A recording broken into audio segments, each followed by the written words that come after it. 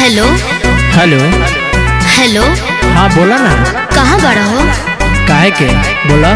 तोहरा बिना हमके कुछ अच्छा नहीं खिलागा। अरे चुप रहा, झूठा बात अच्छा ना लगेला।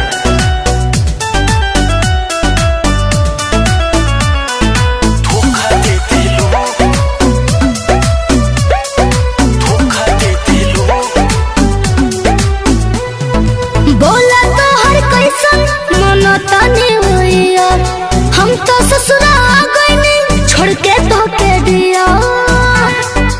हे बताव ना। बोला तो हर कैसन मनो तनी हुइया, हम तो ससुरा आ गइनी छोड़ के तो के दिया। दूसरा के तो दिल रखे के मौका दे देलो, दूसरा के तो दिल रखे के मौका दे देलो। नया साल के तोहफा में तू धोखा दे देलो, ना हो। नया साल के तोहफा में तू धोखा दे देलो। ऐसन काहे सोचता रह?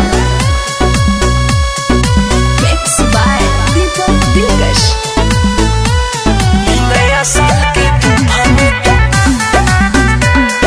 नया साल के तोहफा में क्रिया कसम तू भूलैलो, ना ना राजा जी के रानी हो गईलो।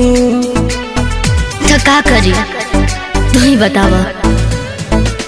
सब खेल भइल तो से दूरी, रहे हमार मजबूरी। ऐसे कैसे गम के हमके झोंका दे देलो, ऐसे कैसे गम के हमके झोंका दे देलो। नया साल के तोहफा में तू धोखा दे देलो, ना जा नया साल के तोहफा में तू धोखा दे देलो। बस कर।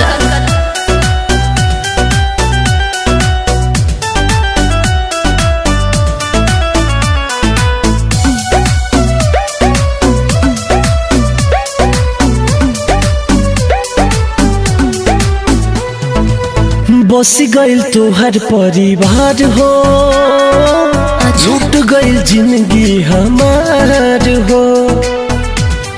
सुना,